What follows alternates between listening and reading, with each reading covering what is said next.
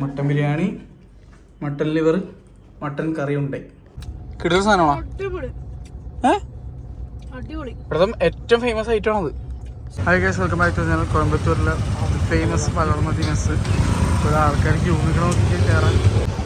ഇന്ന് കയറാൻ പറ്റുമോയെന്ന് അറിയത്തില്ല. ഞങ്ങൾക്കാണെങ്കിൽ 3 മണിക്ക് ആട് ജീവിതം എപ്പിക് സ്ക്രീനിൽ ഷോ ഉണ്ട്. പാർസലാണെങ്കിൽ പെട്ടെന്ന് കിട്ടുമെന്ന് പറഞ്ഞു. പാർസൽ മേടിക്കാം. എൻ്റെ കുറേ നാളായിട്ടുള്ളൊരു ബക്കറ്റ് ലിസ്റ്റ് ആയിരുന്നു ഈ കട. ഇതിപ്പോൾ 3ാമത്തെ തവണ എന്നിട്ടാണ് ഇപ്പോൾ ഇത് കയറാൻ പറ്റാതെ പാർസൽ മേടിച്ചിട്ട് പോകുന്നത്. ഈ തിരക്കൊക്കെ കഴിഞ്ഞ് ഞങ്ങൾ രാത്രിത്തെ ഷോയ്ക്ക് പോലും എത്തൂലായിരുന്നു. ഇവിടുത്തെ ഒരു പോസിറ്റീവ് കാര്യം എന്താണെന്ന് വെച്ച് കഴിഞ്ഞാൽ ഒരുപാട് പാർക്കിംഗ് സ്പേസ് ഉണ്ട്. അതുകൊണ്ട് വെയിറ്റ് ചെയ്യാൻ ക്ഷമമുള്ളവർക്കാണെങ്കിൽ ഒരുപാട് പാർക്കിംഗ് സ്പേസ് ഉണ്ട്. അതൊരു ഗുണമാണ്. തൊട്ടിപ്പുറത്ത് തന്നെ പാർവതി മാളിക സ്റ്റോർ എന്ന് പറഞ്ഞൊരു കടയുണ്ട്. അവിടെ നിന്ന് റോസ് മിൽക്കും മേടിച്ച് ഒരു കോക്കും മേടിച്ച്.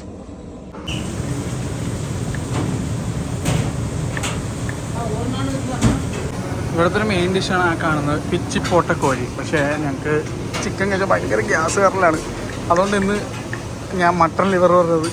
വേറെ ദിവസം വന്നിട്ട് ഞങ്ങൾ എന്തായാലും പിച്ചിപ്പോട്ട കോഴി കഴിച്ചു നോക്കാം.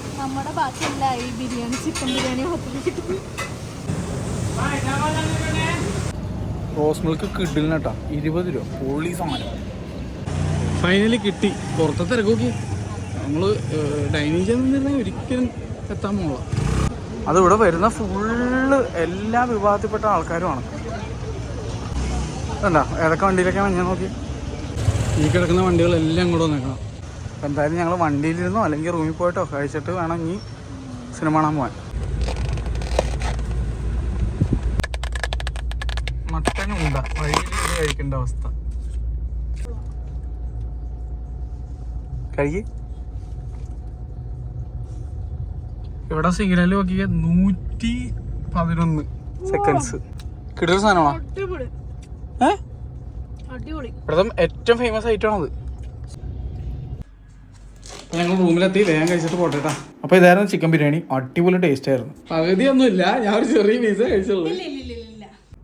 Mutton biryani, mutton liver, mutton കറി ഉണ്ട്. ഇത് വേറെ എന്തൊക്കെയാണോ അത് കഴിക്കാനുള്ള സമയമില്ല. ബിരിയാണി അടിപൊളിയാണല്ലോ. കിട്ടൂല. മട്ടനൊക്കെ അത് ഭയങ്കര സോഫ്റ്റ്. മട്ടൻ ലിവർ എനിക്ക് ഇഷ്ടപ്പെട്ടു. എൻ്റെ അമ്മ ഉണ്ടാക്കണ പോലെ.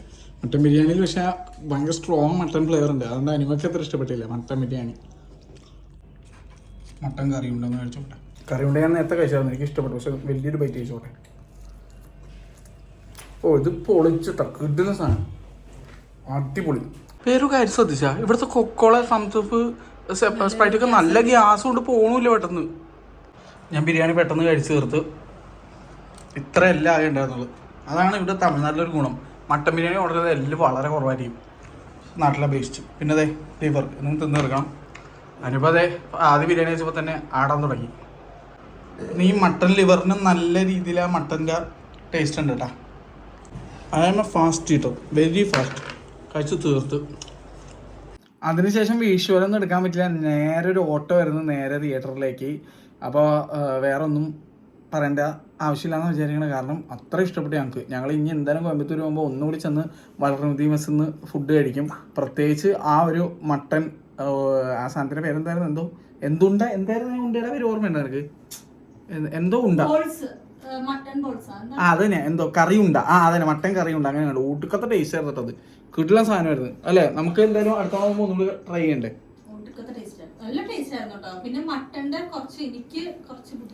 അത് മട്ടൻ ബിരിയാണിയുടെ കാര്യം ഉണ്ടാവുള്ളൂ പറഞ്ഞത്. പക്ഷെ ചിക്കൻ ബിരിയാണി സൂപ്പർ ആയിരുന്നു അല്ലേ.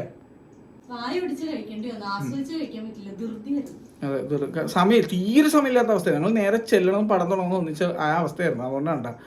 എന്തായാലും വേറെ വീഡിയോ കാണാം. Bye bye.